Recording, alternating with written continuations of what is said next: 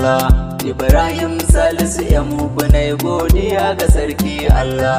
Ni ba mai girman kai ba, ni ba mai jurar rai ni ba, duk ba inda zan ga wulakanci ba fa za na kai kaina ba. Dan ke mai kaunar ka, wasar wanda baya san ka, kai dai ka rike sirrinka, na ce ka kaunaci mai kaunar ka.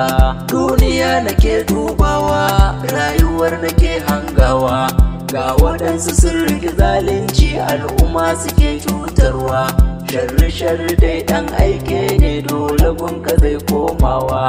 Duniya na leka na ga mutanen cikinta sun iya zamba. Mai mulki ya sangarce, mai kuɗi kuma ya susuce, yan siyasa sun dabirce, ga talakawa na kaikaice. Kai dogaro ga Allah don Allah, watsar da kuɗubar shaidani.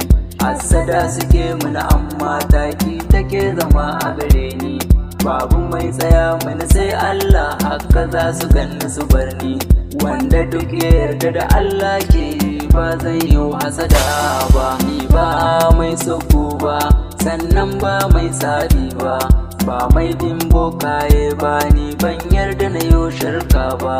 Karka man zato mummuna, ai kai ma da akwai aikunka. In kayi batu mummuna, kaina wasu suna yi kanka. Daure kai kyawun aiki kafin karshen labaranka.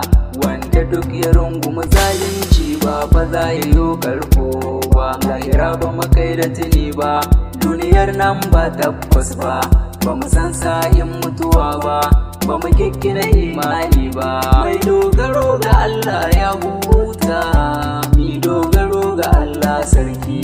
Ibrahim Salisu M HUBBI na godiya ga Allah sarki.